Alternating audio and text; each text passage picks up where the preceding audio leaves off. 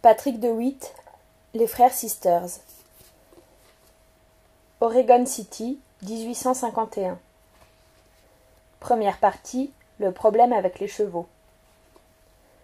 Assis devant le manoir du Commodore, j'attendais que mon frère Charlie revienne avec des nouvelles de notre affaire. La neige menaçait de tomber et j'avais froid, et comme je n'avais rien d'autre à faire, j'observais Nimble, le nouveau cheval de Charlie. Mon nouveau cheval à moi s'appelait Tub.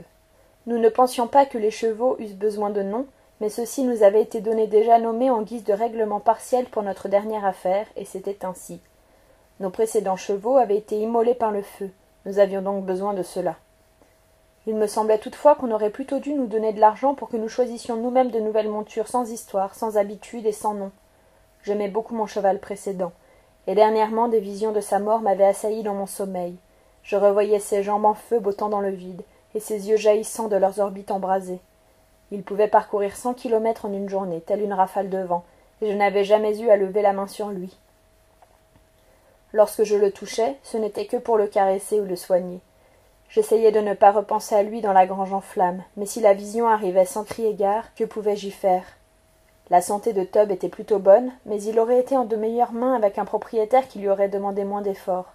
Il était lourd et bas du garrot, et ne pouvait parcourir plus de 80 kilomètres par jour. J'étais souvent obligée de le cravacher, ce qui ne gêne pas certains, qui même y prennent du plaisir, mais moi je n'aimais pas le faire. Je me disais qu'après, Tub me trouvait cruelle et pensait « Quel triste sort, quel triste sort !»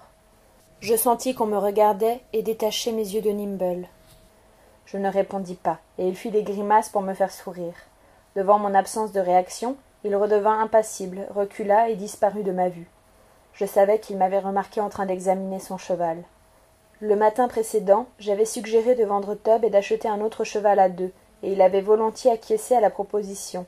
Mais plus tard, pendant le déjeuner, il avait dit qu'il valait mieux attendre de terminer notre nouvelle affaire, ce qui n'était pas logique, parce que le problème avec Tub, c'était qu'il risquait d'entraver le bon déroulement de ladite affaire, et donc ne valait-il pas mieux le remplacer au préalable?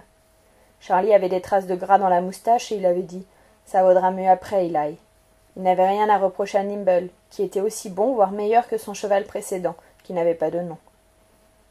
Il faut dire aussi qu'il avait eu tout le temps de choisir entre les deux bêtes, parce qu'à ce moment-là, j'étais clouée au lit en train de me remettre d'une blessure à la jambe. Je n'aimais pas Tub, mais mon frère était satisfait de Nimble. Tel était le problème avec les chevaux.